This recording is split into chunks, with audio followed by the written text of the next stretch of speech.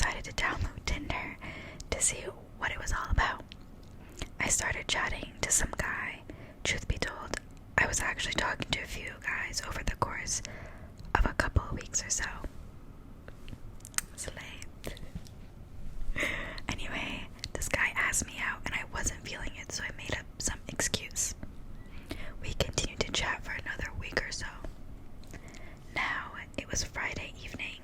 I had just finished work and I was walking home when I checked my phone and had a message from this guy asking me out again and asking me what time I wanted to be picked up.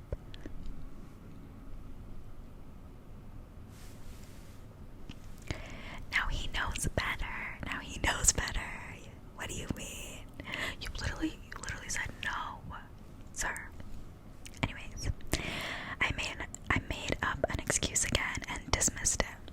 I finally got back home to my flat and began my weekly routine of cleaning and sorting out my laundry when I heard a knock at my door. I wasn't expecting anybody. I stopped what I was doing and walked into the kitchen and peered out of the window to see who it was before I opened the door. Stood there was a dark-haired man holding a small bunch of flowers. I was confused. I opened the door, and I can only imagine how confused I must have looked. He said his name, and I just stood there, confused as to how he even knew where I lived. He continued to tell me to get my coat, and that we're going out, but I kept telling him I couldn't go. I asked him how he knew where I lived, as I'd only just moved in, and he told me that he'd tell me if I went out with him. No. I refused. He then asked me if I could at least come in. I said no. It took me a solid 10 minutes of back and forth talking before he left. When he left, he gave me the flowers and said goodbye. Thankfully, it was broad daylight and I had neighbors opposite my front door watching in the corners of their eyes. Anyway, once I closed the front door, I messaged him, asking again how he found my address, and he wouldn't tell me. He just kept saying how he knew people, and then followed this up with a message telling him not to contact me ever again, and that him showing up uninvited is not acceptable, especially when I never even told him where I live to begin with. I threw the flowers he gave me in a bin, and to this day I have not spoken to him since. I also moved out of the flat after my 6-month initial term was up. I'm guessing he was trying to be spontaneous and romantic, but it just ended up being super creepy. I hope I never meet him again. Okay. No, that is not him trying to be spontaneous and romantic. That is the biggest red flag ever. He literally didn't tell you, like, how he got his number, or not your number, how he got your address, like, what? And then the 10 minutes of you having to literally argue with him back and forth to leave. Nor. Alright, next story. Alright, so this next story is called No, We Can't Hang Out, posted 3 years ago on the Let's Not Meet subreddit. Opie starts off by saying, "Hi all, this is my first post. Sorry if formatting and stuff is a bit off. Anyway, this happened to me 2 nights ago, which seems fitting since I only just recently discovered this subreddit. That's a little scary. I live in a pretty safe, gated apartment complex near LA. There's all these little paths throughout and the little water features, so it almost looks like a park, and it's perfect for walking dogs. Well, at around 12:30, I was getting sleepy and realized I had yet to walk my dog. He's an 11-pound scruffy little chihuahua mix of some kind. Although small, he is very, very protective of me. They usually are. For some reason, as As I went to leave, something stopped me. I asked my roommate if, on this occasion, she would walk with me. She smirked, knowing I've been on edge from reading all these creepy stories lately, but she agreed. We had almost finished our loop, not leaving the complex, when we came up on the spot where we have to make our last little turn to get to our section of apartments. When we were maybe 45 feet from the turn, I hear a loud bang from directly in front of me. I look up, and a man was coming through the gate at the edge of the property, on which he had just busted the lock. Now, at least one gate lock is typically broken in the complex at all times, so for that, along with safety reasons, I did nothing. As we near the turn, he is walking towards us. It's well lit with street lamps and such, but not so well lit that I can clearly make out all of his features, as I didn't let him get too close. He has a large metal thing in his hand, and he clearly just used to break the lock, but because of the dark, I couldn't make out what it was. He was getting within maybe 15 feet of us. As we were getting ready to turn, my dog stops. Hair stands up and he starts growling.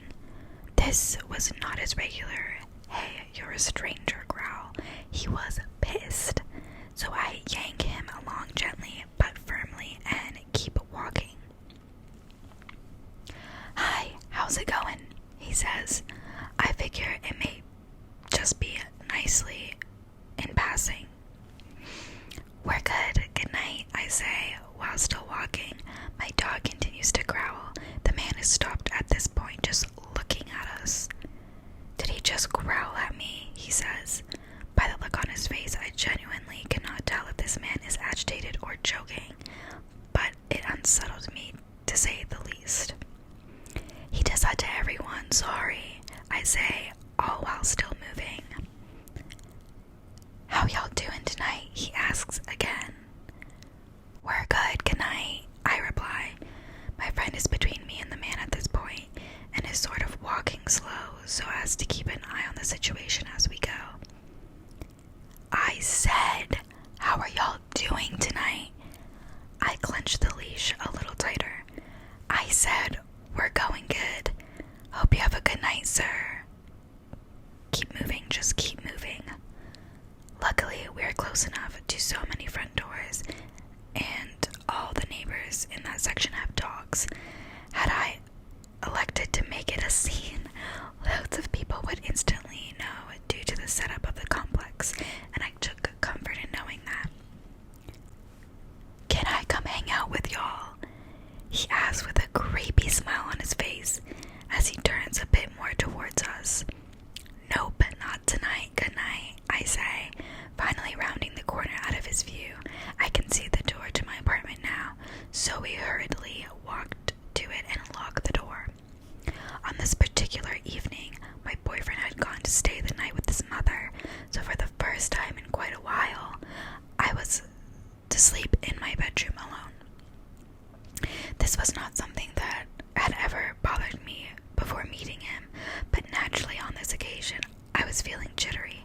My bedroom is on the first floor. Oh, and that's where, wrong move. Never get a first floor apartment, first bedroom, nothing on the first floor. Do not get first floor anything, okay?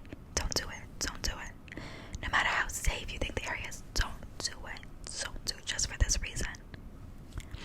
It's so much easier for people to get in. Anyways, and the window is so low you can step in through it if you were determined enough. Which was my very first thought when jumping into my empty bed. Luckily, I didn't see the man again, and I slept with a knife that night. But creepy man who broke into my complex late at night and asked to hang out. Let's not meet again. Like, what? What is going on? What is going on? Not only did you get a first floor bedroom, but you also have a window that's so low that anyone determined enough can jump in. I hope you moved out. OP, it's been 3 years. I hope you moved out.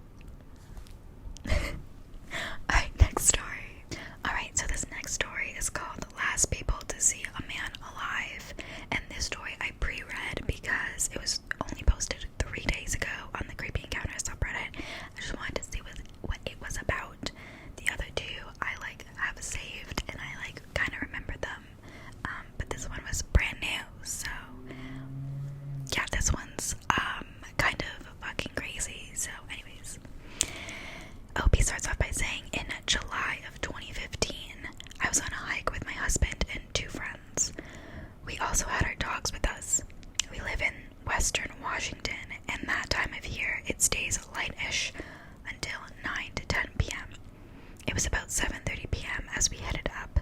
The trail peaks at a beautiful lake with a loop trail that brings you back to the original trail I ordered to descend. Light or not, it was late enough evening that many people passed us on their way down as we headed up.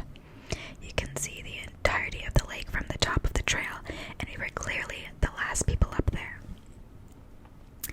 As we made our way back down, it was starting to get dark. Strangely, we crossed paths with a man making his way up towards the lake. He was not dressed in a way that would suggest he was camping or even hiking. He had regular sneakers, a t-shirt, and shorts. No water, no pack, nothing. We tried to make conversation, but he would not speak or make eye contact. My dog whined and sniffed his feet and wanted to run back to him. I had to call her off several times. The whole interaction seemed so odd. We could not shake the feeling that he was incredibly out of place. About 25 minutes later, we heard a single gunshot. He had killed himself. At the parking lot to the trail, where there was one remaining car, we assumed it must have been his. It was unlocked, and there was an envelope on the driver's seat. Both observed through the window. OP didn't open the door. We notified the ranger that stayed in a cabin at the edge of the parking lot, who said he'd call the police, but he wasn't risking running into a cougar to go up and check on the guy. Quote, "He's not the first and won't be the last," were his exact words. I wish I would have thought to ask, "Are you okay?" or anything at all. The last story is titled, "Was this creepy or am I being paranoid?" Posted 1 day ago on the Creepy Encounters subreddit. OP starts off by saying, "Hi, I hope this is an appropriate forum for this. I need to see if I'm overthinking or not. Yesterday, I, 27 female, alone, was at Aldi, and I had an encounter with two people that made me feel like I was being watched. When I pulled into the parking lot, a man, 40-ish, slightly odd, waved me in and smiled at me. Even though he was already walking into the store when I was parking, somehow he ended up walking into the store directly after me. He wasn't following me around, but I noticed him looking at me several times and standing around as if he wasn't sure what he was looking for. Weird. He left the store right ahead of me, which seemed like a coincidence at the time. I noticed that his car was empty. When I walked across the parking lot to my car, I felt like his eyes were on me the entire time. He stood leaning against his car for a long time, and then an older woman came to meet him. It was clear that they had driven together. She also pushed a cart that was empty. They both stood and talked, then she returned her card to the cart return. She stood there for a long time after returning the cart. This prompted me to remember that when I arrived and went to get a cart, an older woman was standing next to me and started a conversation while rummaging through her purse, saying something along the lines of, "You can never find a quarter when you need one." I laughed, but I remember it feeling off, because I could have sworn she already had a car unlocked. That is so sus. I think it was the same woman, and now I wonder how long she was possibly standing there before I walked up. Truly, it may be paranoid. No one spoke to me or approached me too directly. I listened to too many true crime podcasts, so I try to take it with a grain of salt, but I had a truly bad feeling, and I try to listen to my gut when it's that strong. Thoughts? ? So that's the end, but let's go to the comments to see what people are saying. First comment, one Dago said something does sound off about this, almost like you were a test run for something they were /are planning to do later. Next one says, was, that's creepy. You weren't being paranoid. Weird. Oh, Opie commented one day, saying, "Thanks so much, everyone. I feel validated, but also appreciate the reminder that they could have just been weirdos. Always best to trust your gut, especially if it doesn't do you any harm." Yeah, and then one other person said, "Who goes to a store and doesn't buy anything?" Also thought that was really weird too. I don't know. Well, that's it. I hope you guys enjoyed the video. Thank you so much for watching. And I guess see you in the